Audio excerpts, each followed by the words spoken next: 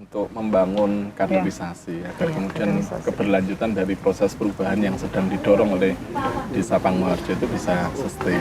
Desa bersih sampah tanpa TPA. Jadi bagaimana kemudian menyelesaikan persoalan sampah ya selesai di desa. Di sisi hulunya itu adalah rumah tangga selaku penghasil sampah.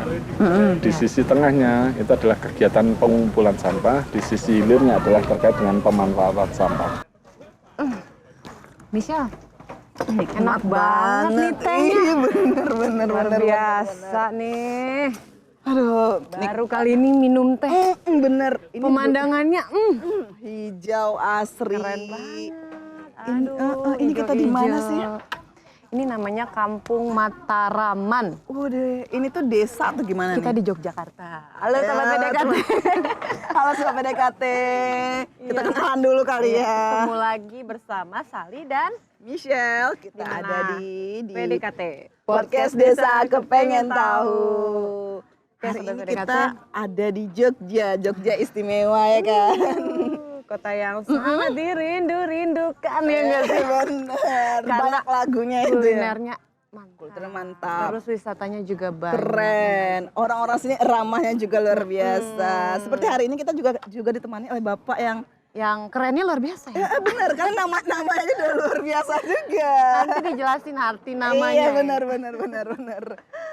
Oke, di sini kita lagi di Kampung Mataraman, Jogja. Nah, Benar, kita ini ditemani merupakan salah satu dari usaha BUMDes juga. Iya betul. BUMDes Desa Panggung Harjo. Nah, di sini kita berterima kasih banget nih Bapak Wahyudi Anggoro Hadi sudah berkenan untuk menemani kita Iya. ya ngeteh-ngeteh santai sambil makan pisang goreng, sama kacang kacang rebus. PDKT. sambil Sambil PDKT. PDKT tentunya.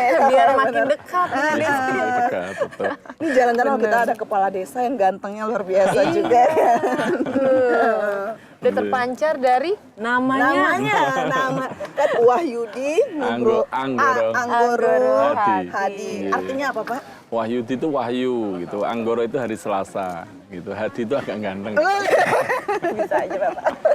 Jadi wahyu yang turun di hari Selasa yang wujudnya itu agak ganteng. Tapi agak saja lah. Agak aja ya, Agak Pak ya. aja. Biar agak sombong ya Pak ya. Agak jadi. Agak itu biar nggak sombong doang. Oke Bapak, terima Iya. kasih sebelumnya sudah hadir di PDKT ya Sama-sama, Pak. iya, sama-sama. Ini Kesempatannya Bapak iya. Kepala Desa Panggung-Harjo. Panggung-Harjo.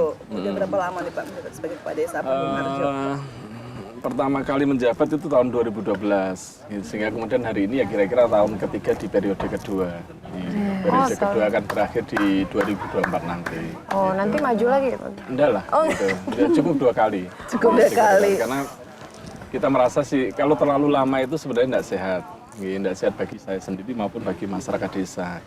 Jadi hari ini sih kita sudah merasa sangat dominan lah. Pemerintah desa sangat dominan. Bentar lagi otoriter, gitu kan. Bentar lagi korup, gitu. Jadi kan diterus-teruskan kayak gitu.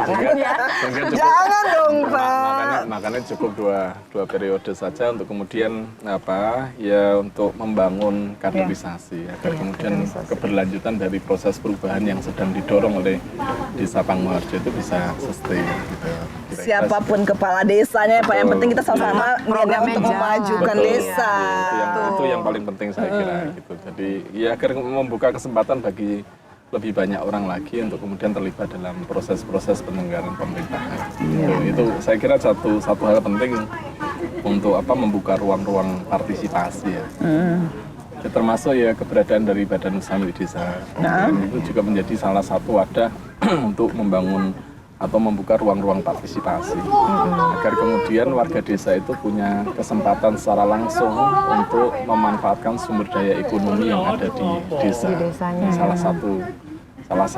Salah satu ruang yang mungkin kita gunakan untuk itu adalah ya Badan Usaha Milik Desa. Badan Usaha Milik Desa.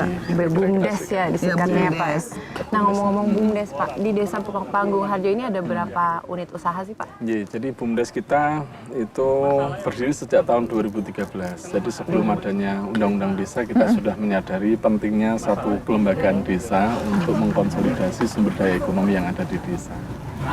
yang kemudian hari ini tumbuh menjadi satu BUMDes yang mengelola beberapa unit usaha, ada 5 unit usaha ini yang kita kelola, mulai dari pengelolaan sampah yang merupakan unit usaha pertama yang kita dirikan sejak tahun 2013, terus kemudian ada Kampung Mataraman ini unit usaha kedua, jadi kita dirikan tahun 2017.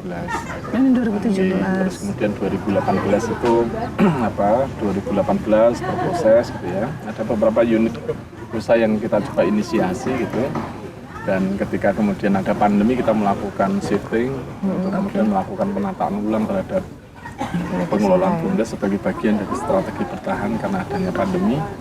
Dan di awal-awal pandemi itu kemudian kita melahirkan satu unit usaha pasardesa.id. Jadi itu satu platform social commerce untuk menemukan sebagian warga desa yang masih punya daya beli dengan sebagian warga desa yang masih punya barang. Ini menjadi bagian dari strategi untuk memitigasi dampak ekonomi karena adanya pandemi. Kemudian itu tumbuh menjadi aplikasi pendukung untuk penyaluran BLT dana desa. Agar kemudian ada yang kita berikan secara non tunai. Jadi di Panggung Harjo itu penyampaian BLT dana desanya diberikan secara non tunai, agar kemudian kita bisa menjaga prinsip-prinsip bantuan sosial. Jadi bantuan sosial itu kan bukan bebas ya. Ada prinsip-prinsip yang kemudian harus dijaga. Misalnya BLT itu hanya boleh diperuntukkan untuk pemenuhan kebutuhan dasar, untuk bahan pangan, untuk kesehatan, untuk pendidikan gitu. Di luar itu kan mestinya tidak boleh. Nah, agar kemudian menjaga prinsip-prinsip itu, kemudian kita berikan secara non-tunai. Dan mereka hanya bisa membelanjakan uangnya itu melalui platform sosial kami tadi, Pasar Desa Tadi, yang barang-barangnya itu berasal dari warung toko warga desa, sehingga kemudian sekaligus untuk memperluas nilai manfaat dari keberadaan BLT Dana Desa. Jadi yang menerima manfaat BLT Dana Desa tidak hanya KPM tetapi juga para pelaku ekonomi yang ada di desa. Itu yang kemudian hari ini sudah tumbuh menjadi jembatan pertukaran komoditas antar desa. Keren banget. Ada 300-an desa, ada 300-an desa di beberapa wilayah di Indonesia yang kemudian saling bertukar komoditas antar desanya melalui platform sosial commerce dari Pasar Desa. Berarti ini Itu. Bapak ini sosok yang inspiratif juga ya, karena beliau berhasil untuk menggiring masyarakat juga karena kan membawa masyarakat kepada untuk peduli dan peka terhadap lingkungannya juga itu bukan hal yang mudah. Betul, ya Pak ya, apalagi itu tantangan benar tantangannya tantangannya luar dan biasa. Dan juga nggak kehabisan akal gitu. Kan harus apa lagi nih usahanya kan saat pandemi ya kan. Karena kan pandemi benar-benar dampaknya berdampak sekali ya Pak ya. Ya hampir pandemi kan mendekonstruksi ya. Dia dekonstruktif lah, tidak yang destruksi dan lain sebagainya. Tapi salah satu hal yang kemudian terdampak paling parah ya para pelaku ekonomi termasuk UMKM. Kalau krisis ekonomi 98 UMKM masih bisa bertahan, tapi kalau pandemi ini hampir semua sektor di semua level itu terdampak. Itu kelincahan untuk kemudian melakukan adaptasi, melakukan inovasi, itu menjadi salah satu kunci keberhasilan BUMDes Panggung Harjo untuk bertahan. Di masa-masa pandemi kita masih mencatatkan pendapatan positif di atas 3 miliar. Jadi di saat banyak sekali BUMDes yang tiarap gitu ya, kita masih mencatatkan pendapatan positif di atas 3 miliaran meskipun pendapatan itu ya terkoreksi tajam. Sebelum pandemi kita 6,9 miliar. Selama masa pandemi hanya tinggal 3 miliar sekian. Nah hari ini sudah kembali tumbuh sekitar 4,7 tahun ini. Gitu.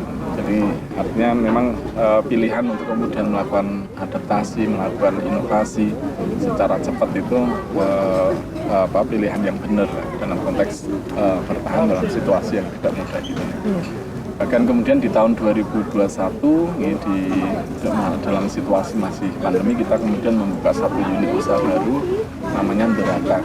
Deratan itu adalah building management, jadi pengelolaan gedung untuk mendukung aktivitas MICE, meeting, invitation, conference, terus kemudian ada event dan sebagainya. Dan hari ini sedang kita siapkan inisiasi satu namanya rumah produksi komunitas. Jadi itu satu tempat produksi untuk memfasilitasi para pelaku industri rumah tangga pangan yang kita tahu mereka itu relatif kesulitan untuk memperoleh akses perizinan, izin edar, izin produksi, karena biasanya para pelaku industri rumah tangga pangan itu menggunakan sarana produksi yang nempel dengan dapur keluarga, sehingga untuk ngurus MD, ngurus GMP, good manufacturing proses, terus kemudian ngurus CCP, ngurus sertifikasi halal gitu agak susah. Kemudian kita kumpulkan, kita buatkan satu tempat, kita lengkapi dengan peralatan dan sebagainya, sehingga harapannya adalah kemudian memudahkan mereka untuk memperoleh legalitas. Ini kira-kira sih gambaran terkait dengan BUMDes, unit-unit usaha yang dikelola oleh pasar desa di desa kita. Jadi pasar desa data ID itu kita dirilis oleh Menteri Desa pada 14 April tahun 2020. Sebagai bagian dari upaya untuk memitigasi dampak ekonomi dengan cara mempertemukan sebagian warga desa yang masih punya duit dengan sebagian warga desa yang masih punya barang. Jadi karena memang dampak pandemi itu kan masih aja ada beberapa kelompok masyarakat yang tidak terdampak secara ekonomi. Misalnya PNS, gitu ya. PNS itu mau PPKM sampai kiamat pun ya aman. Ada gajinya ya Pak? Gajinya, gitu. Sehingga itu yang kemudian kita manfaatkan, cadangan ekonomi yang tersimpan pada kelompok masyarakat yang relatif tidak terdampak pada pandemi itu, yang kemudian kita dorong agar mereka membelanjakan uangnya, memenuhi kebutuhan mereka dengan memanfaatkan barang-barang yang tersimpan di warung, toko, di warga desa lain. Nah, online store gitu ya Pak? Sehingga kemudian untuk jembatan itu kita inisiasi namanya Pasar Desa tadi, yang kemudian itu berkembang menjadi aplikasi pendukung untuk penyaluran BLT dana desa. Jadi kenapa yang kita berikan secara non tunai? Jadi kenapa non tunai? Karena dalam rangka tadi untuk menjaga prinsip-prinsip bantuan sosial. Jadi BLT dana desa itu kan bukan uang gratis, gitu kan, bukan bantuan gratis. Itu terikat dengan syarat dan ketentuan. Ada syarat dan ketentuan yang berlaku. Iya, tidak boleh kemudian BLT dana desa untuk beli daster. Tapi itu kebutuhan Pak. Bukan kebutuhan dasar. Itu kebutuhan rumah tangga ya Pak. BLT bantuan langsung tunai itu atau bantuan sosial itu hanya diperuntukkan untuk pemenuhan kebutuhan dasar, untuk kebutuhan pangan, kebutuhan kesehatan, kebutuhan pendidikan, gitu. Sehingga kemudian dalam rangka untuk jaga itu kita berikan secara non tunai dan hanya bisa dibelanjakan untuk belanja yang terkait dengan kebutuhan dasar tadi. Sehingga kemudian pasar desa hanya menyiapkan di awal-awal panen hanya menyiapkan barang-barang kebutuhan dasar dan mereka harus membeli lewat platform sosial commerce tadi. Nah, itu sekaligus bermanfaat. Sekaligus kita arahkan untuk memperluas nilai manfaat atas adanya BLT dana desa. Karena barang-barang yang ada di pasar desa.id itu adalah barang-barang yang ada atau persediaan yang dimiliki oleh toko-toko warung yang ada di desa Panggularjo, sehingga duit itu muter selama mungkin di situ-situ aja ya Pak ya. Kemudian yang di banyak tempat kan pagi terima duit dari Jakarta 300.000 gitu ya, sorenya sudah balik lagi ke Jakarta. Lewat convenience store, lewat lembaga pembiayaan kredit motor dan lain sebagainya kan, termasuk juga kemudian kalau itu tidak diatur, yang terjadi kemudian itu ya 300.000 rupiah digunakan untuk beli daster, langsung dengan atau kebutuhan lain untuk bayar utang, sambil menyelam minum air. Iya kan, padahal bukan untuk itu. Iya benar. Nah, ketika kemudian ada warga desa yang Pak, saya itu kebutuhannya bukan itu ya, berarti berarti dia sebenarnya tidak layak untuk memperoleh bantuan sosial karena hanya khusus terkait dengan pemenuhan kebutuhan dasar. Ini kesadaran juga diperlukan ya Pak ya. Dan kesadaran itu tidak bisa natural gitu ya. Harus ada intervensi dalam rangka untuk membangun kesadarannya. Harus dipantau juga ya Pak. Ada penggeraknya juga mungkin ya Pak ya di sini ya. Harus di-drive. Jadi kesadaran itu di-drive, tidak bisa kemudian dilepaskan begitu saja, tidak bisa. Harus di-drive ya. Nah, itu kira-kira itu yang kemudian pasar desa.id hari ini kemudian tumbuh menjadi jembatan pertukaran komoditas antar desa. Jadi ada 300-an desa yang kemudian memanfaatkan pasar desa.id untuk saling bertukar komoditas. Oke. Nah, itu kira-kira di tahun 2021 kemudian kita juga mendirikan satu unit usaha baru namanya Deratan yang ada di depan itu untuk untuk building management, sebenarnya manajemen gedung gitu ya, untuk mendukung kegiatan MICE.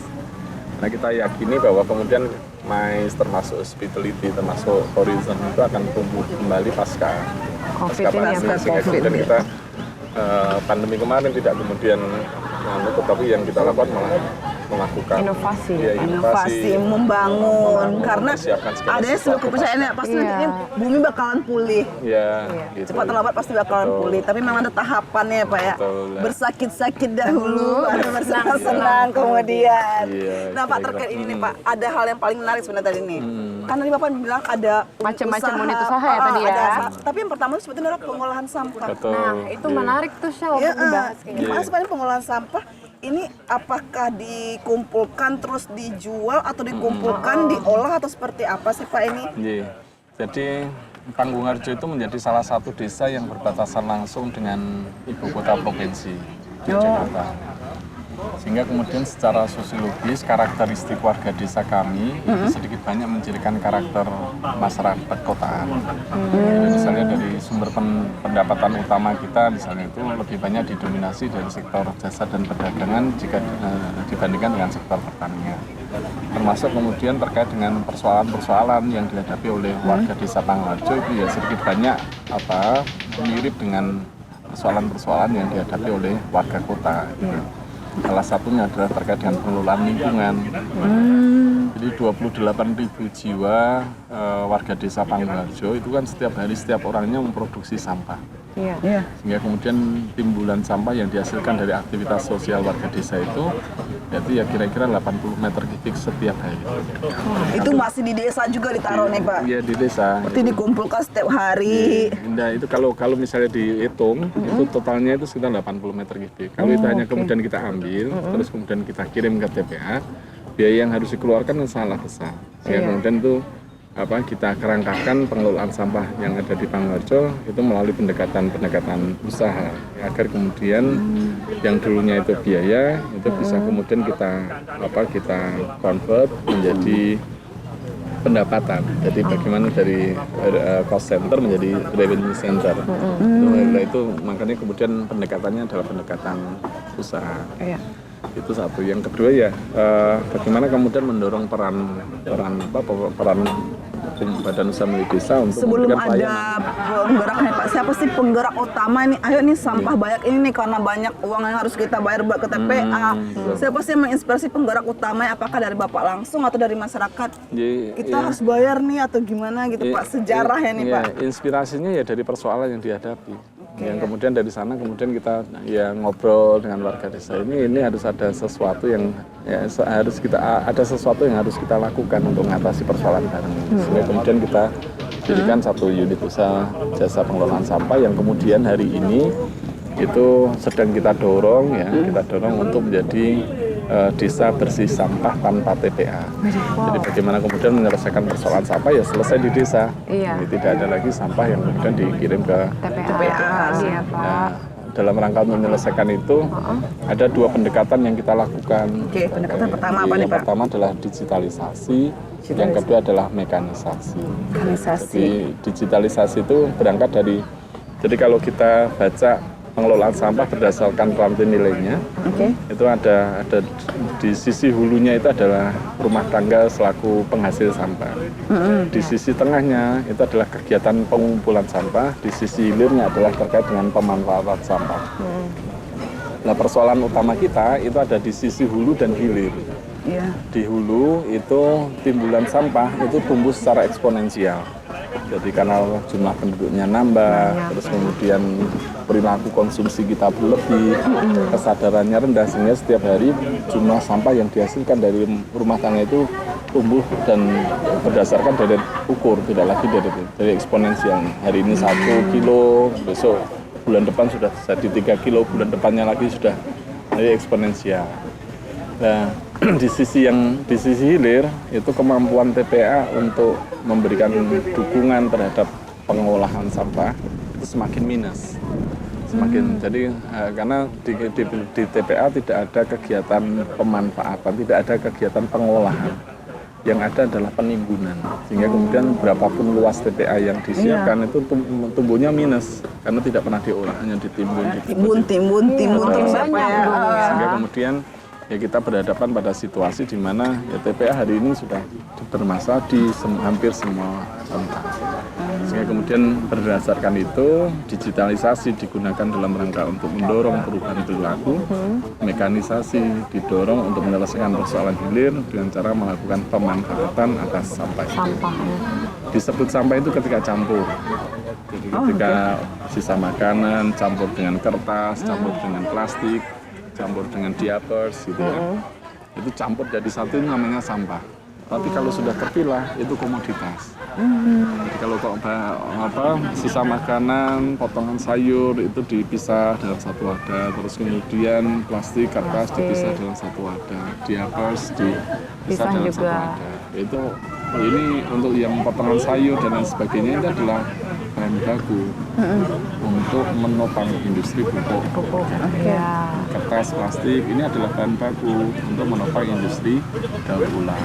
Yang betul-betul sampah ya di atas ini yang sebagai residu. Nah, sehingga kemudian kita dorong pemilahan itu sudah ada di rumah. Dari rumah berarti udah dari dipilih masing-masing rumah tangga sudah dipisahkan. Kalau tidak dipisah itu upaya yang kita digitalisasi yang kita lakukan adalah kemudian dengan menetapkan kebijakan tarif yang proporsional. Jadi kalau satu keluarga buang sampah banyak, dia harus membayar lebih.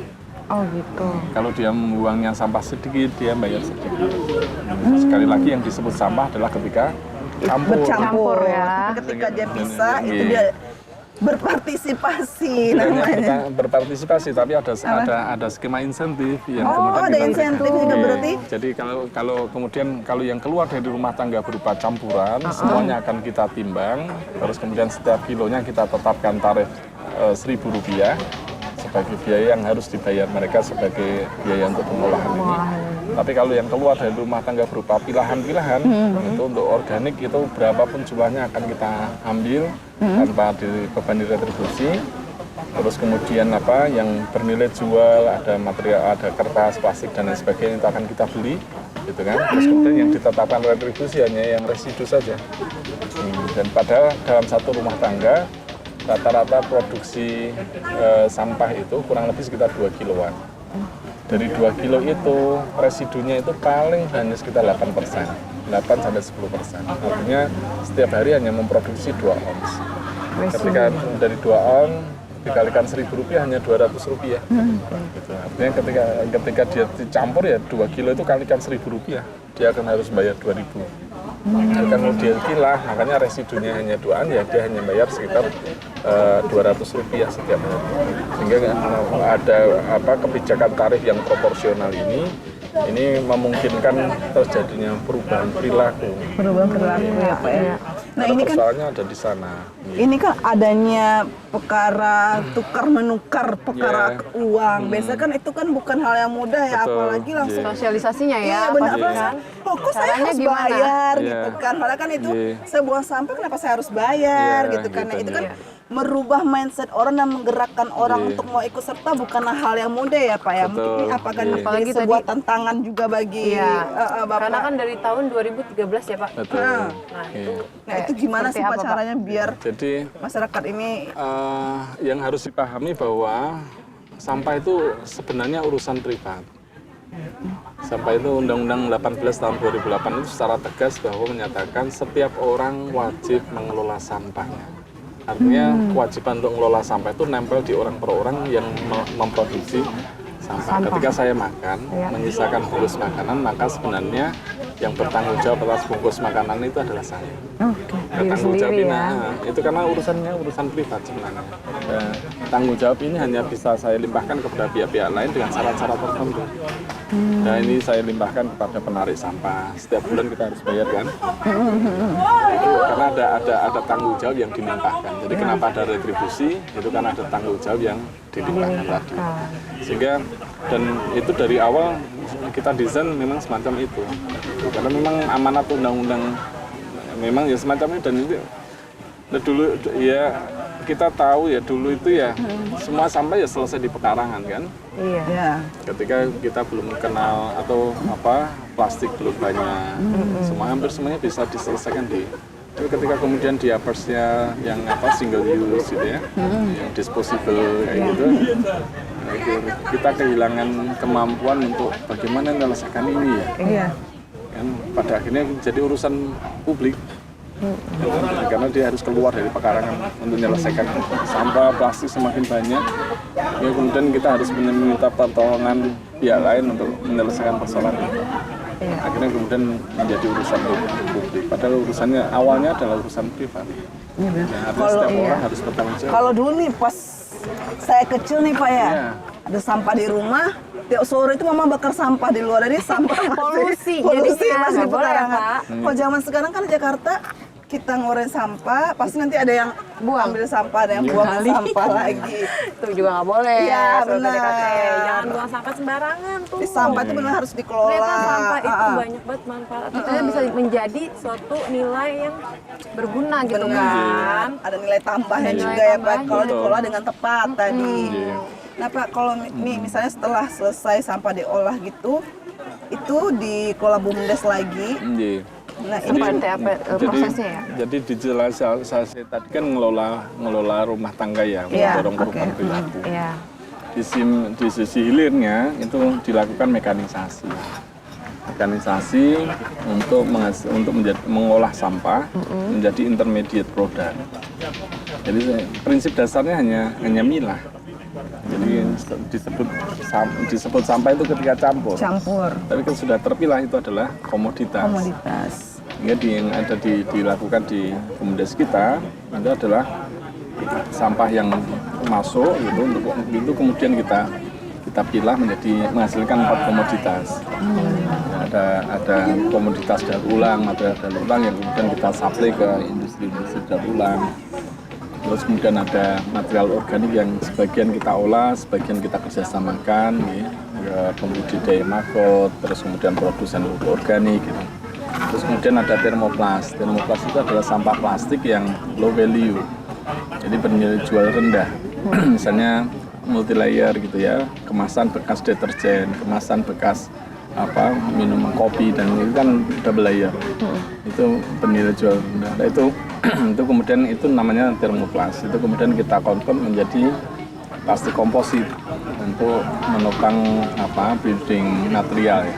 Jadi material bangunan, ada papan, ada ini kita sedang mendapat pesanan untuk memproduksi 50.000 batu bata plastik. 50.000. Berarti udah menerima pesanan juga ini Pak? Iya, Produknya ya? Kalau nggak dijual mau ditampung kemana? Makanya tetap harus ekosistemnya harus dibangun. Iya. Ekosistemnya harnya harus dibangun.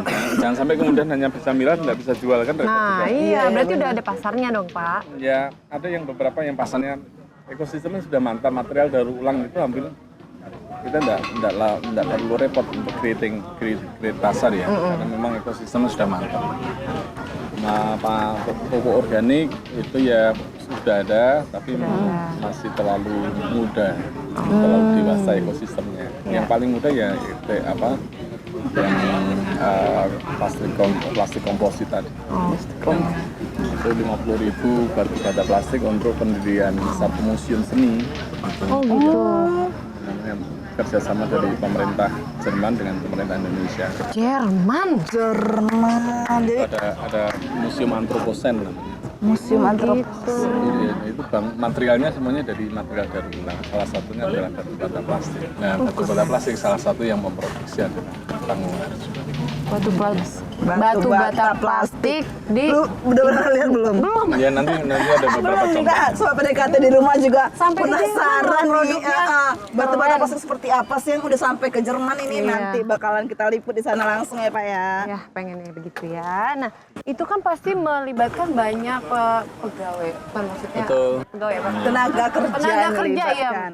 Itu dari Nah, itu dari mana Pak? Masyarakat desa sendiri atau dari Sebagian besar dari masyarakat desa. masyarakat desa Panggung Harjo sendiri ya Pak ya? Totali kita punya 120-an tenaga kerja. wow. Oke. Yang khusus ngolah sampah itu ada sekitar 40-an sekian lah ya. Baik yang ngurusi hulu, ya, berhubungan dengan konsumen, ya, terus kemudian kelola transportasi, ngelola transporter, terus kemudian ada yang di manufacturing, yang di pengelolaan sampah itu. Kapasitas terpasang kita itu 5 ton per jam. Jadi bisa kalau satu shift ya kurang lebih sekitar 30 ton per hari per shift ya. Iya. Itu setara dengan 13.000 rumah tangga. Jadi bisa mengelola 13.000 rumah sampah dari 13.000 rumah tangga. Sehingga kemudian jangkauan layanannya tidak hanya dari Panggung Harjo, tapi kita juga sudah mengelola beberapa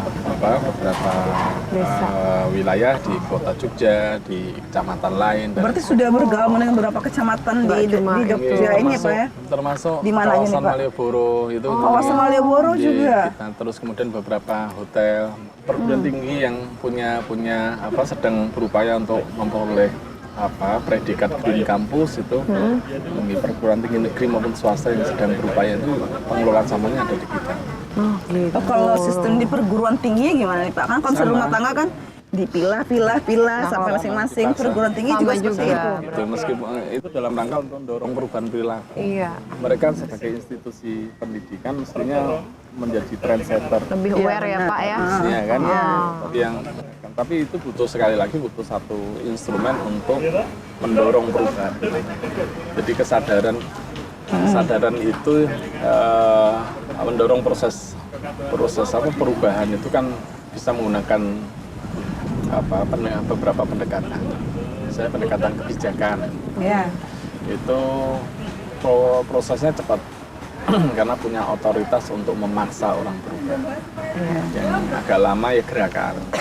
Karena kita kan kadang juga perlu ada sebagian masyarakat yang memang harus dipaksa dulu nih, ya kan? Atau Iya, kalau dilibatkan juga dengan melibatkan mereka langsung, mereka bakalan punya. Saya kan ikut komunitas ini, berarti saya Iya, juga harus ikut bergerak betul. ya, harus Iya. berperanan, iya Iya, benar. Karena ya dalam konteks saat ini ya, konteksnya di Indonesia kita itu tidak punya pilihan kecuali berubah perilaku. Kalau tidak berubah mau berapa luas lagi TPA yang akan Iya benar. ya, hampir semuanya di kota itu penuh, setiap hari ada masalah sosial, masalah lingkungan, masalah macam-macam. Hanya karena urusan sampah, sesuatu yang sebenarnya ketika itu dikembalikan menjadi urusan privat itu harusnya selesai sejak dari rumah. Iya. Kendala terberatnya apa sih Pak yang dihadapi saat menggerakkan yang pengolahan sampah ini Pak? Sebenarnya ya, proses perubahan yang sedang didorong oleh Desa Panggung Harjo itu sebenarnya kita letakkan dalam konteks transformasi sosial. Dan ketika kita berbicara tentang transformasi sosial, itu pada prinsipnya tidak ada tantangan. Ya, apapun kecenderungan warga desa gitu ya, itu ya harus diterima apa adanya, tidak boleh ditolak. Iya, oke.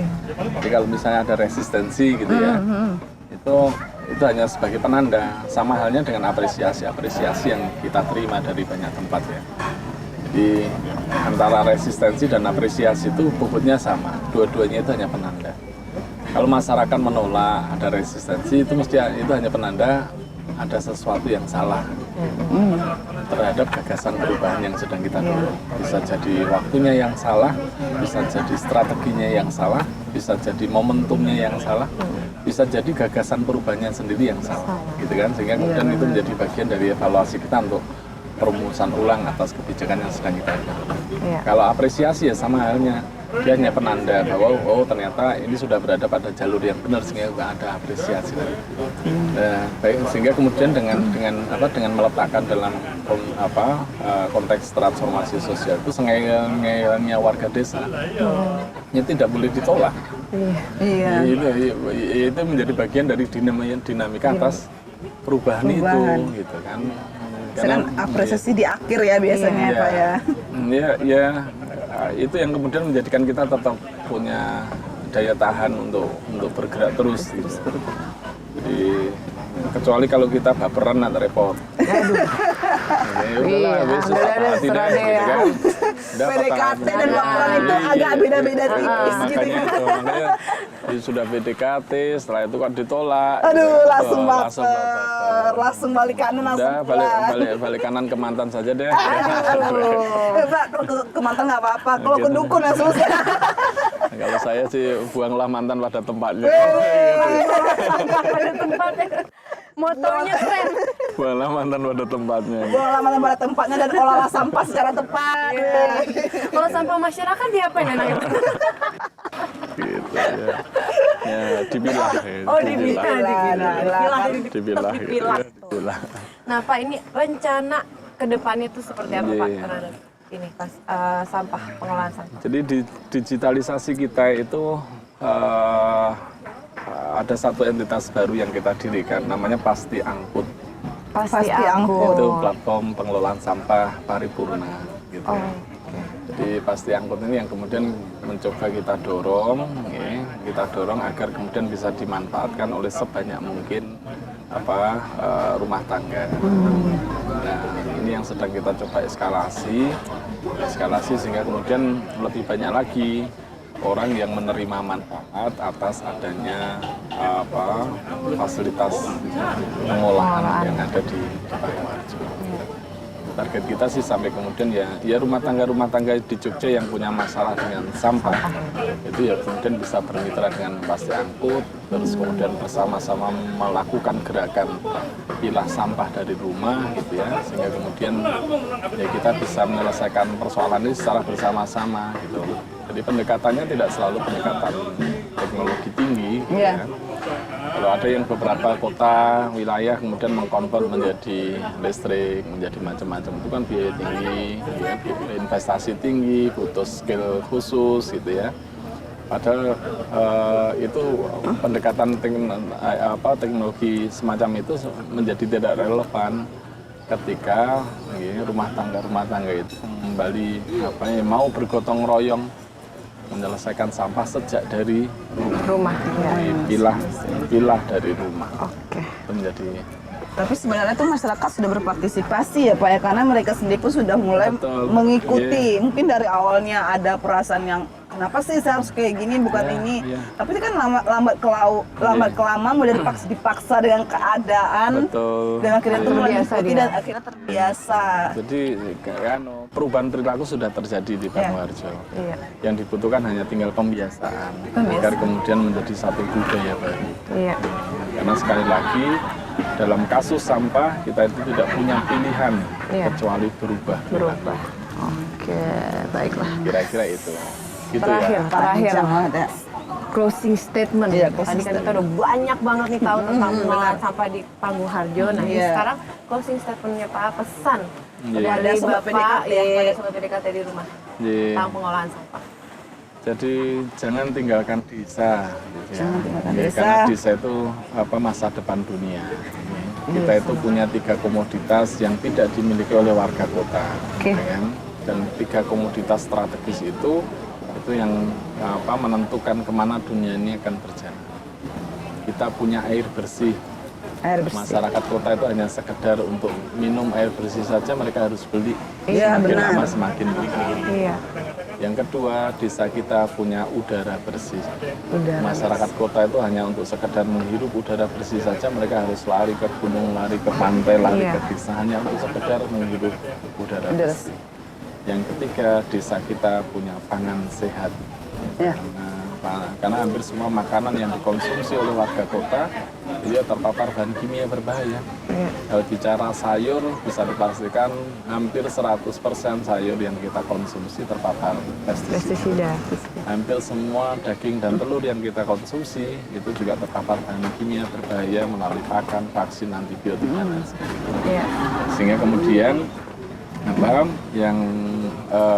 dan ketika komoditas itu, kelestarian sumber daya air, terus kemudian udara yang sehat, pangan yang sehat, udara yang bersih, pangan yang sehat, dan lain sebagainya itu hanya bisa dijaga ketika sampah itu bisa terkelola secara baik.